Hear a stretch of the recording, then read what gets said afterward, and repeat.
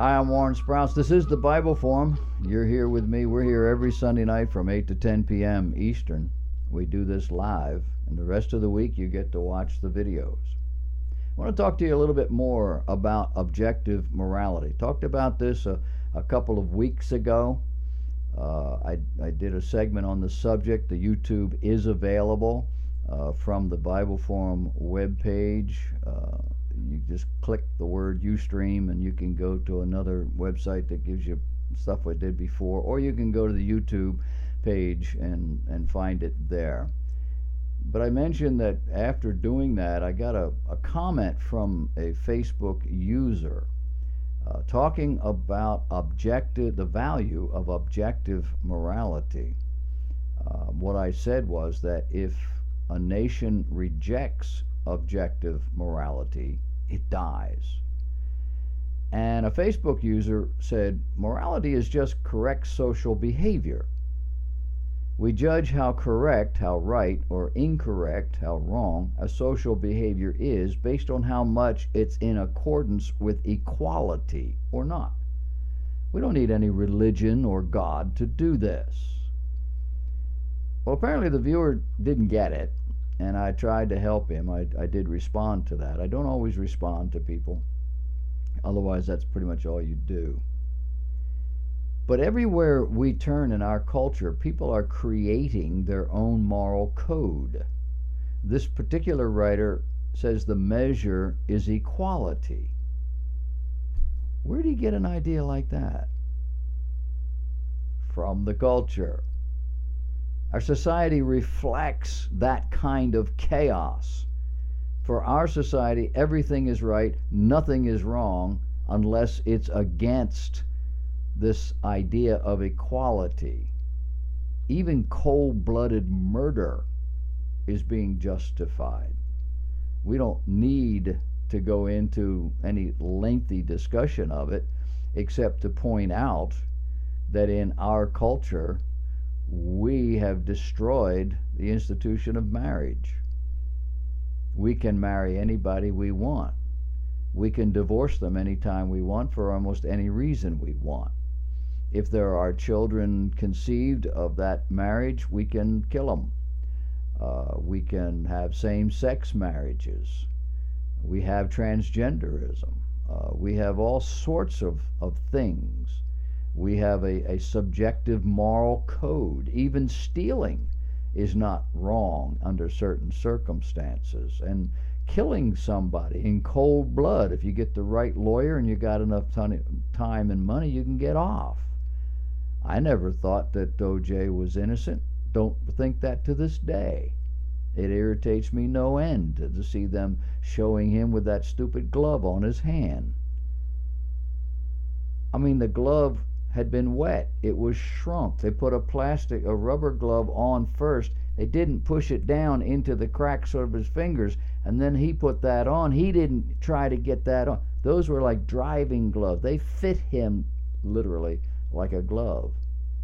But they had been in the ground, or they'd been out in the weather. They were wet. They were shriveled up. It was clear.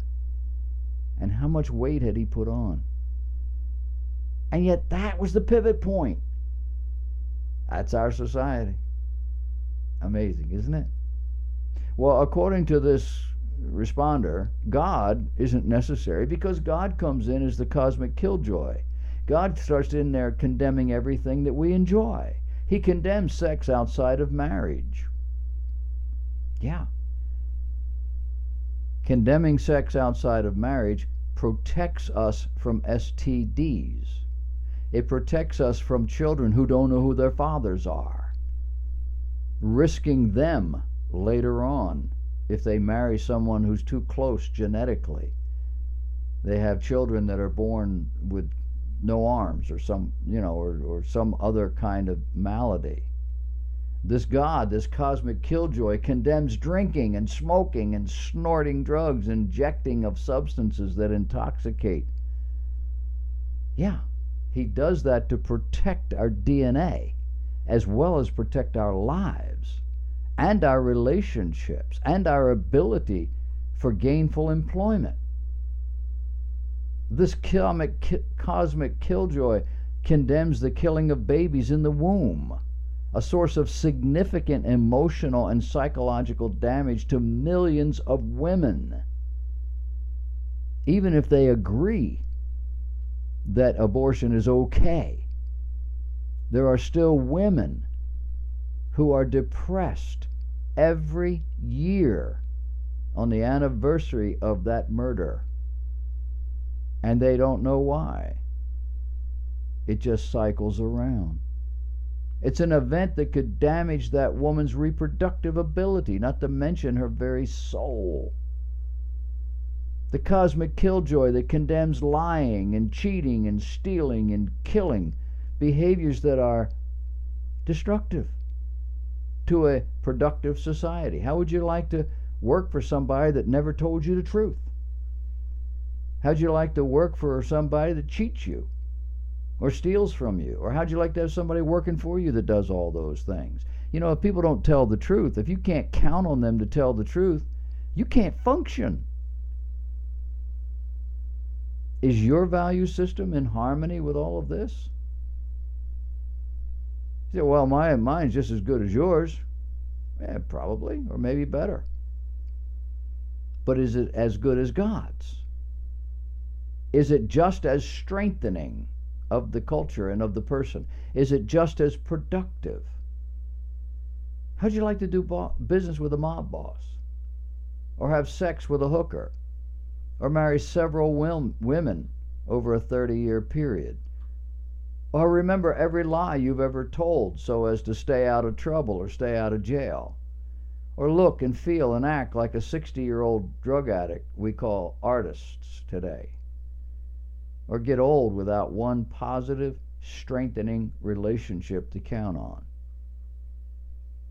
When little Johnny lies, it's wrong, and he needs to be called on it.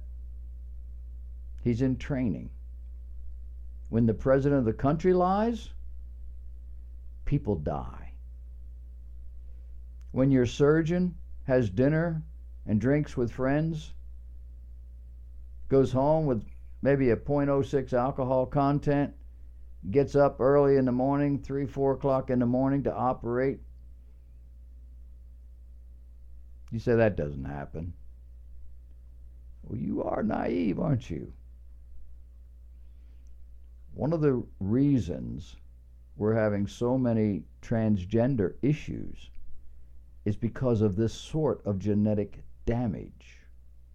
Not all of it from drugs. They're telling us now that seemingly there are 2 forms of transgender. One's emotional and one's chemical or genetic. But it really doesn't matter which or what moral system we use. We can use yours, we can use mine. It all comes out the same, right? We can use Bonnie and Clyde's. What does it matter? As long as we don't have God stepping in as a cosmic killjoy.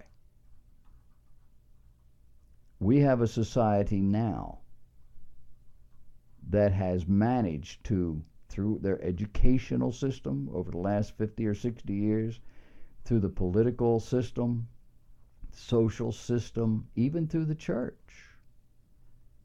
they have gotten to the place where they have this thing so confused, people don't even know who they are. They don't know right from wrong. They don't know male from female.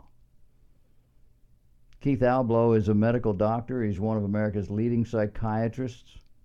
He's a graduate of Brown University, Johns Hopkins School of Medicine, an assistant professor at Tufts Medical School, and is board certified in adult, adolescent, and forensic psychiatry. He's the author of numerous books on overcoming depression, anxiety disorders, and other psychological challenges, and serves as the Fox News expert on psychiatry and as a contributing editor at Good Housekeeping.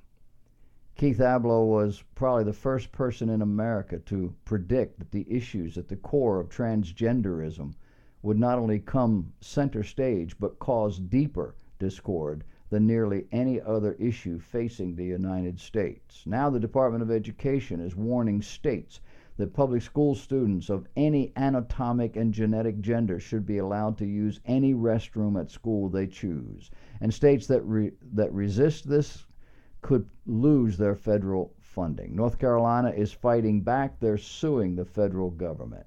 As soon as they did, the federal government sued North Carolina. Why? The government says this is fair. North Carolina says fair to whom? Is it fair to those that are suffering this awful malady? The problem here? No researcher has ever demonstrated convincingly that a single transgender individual shows any irrefutable physiological evidence whatsoever of being the gender opposite of their DNA and anatomy. Strong evidence exists that these people are more psychologically impaired than physiologically confused. Now, there are physiological issues at work, but they are not gender opposite to their DNA.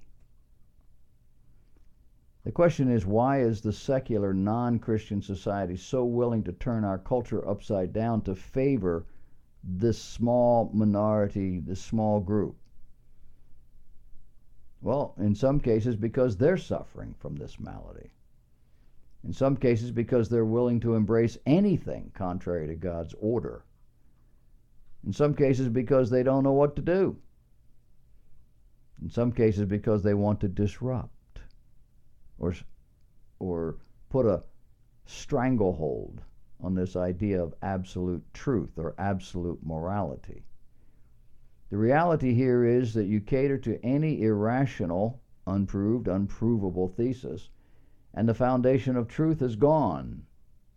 America will cease being a country worth dying for. Our enemies will mock us, rightfully. Our citizens will have no objective standards by which to judge truth. Our enemies will see this for the weakness it is and mock us, ultimately attack us. What strength does a country have if it does not have moral strength? Abandon that, and we're simply a mob. A dangerous mob, but still a mob. And what's going to be next? What truly strange and destructive value or behavior will be embraced as normal if there's no such thing as normal anymore?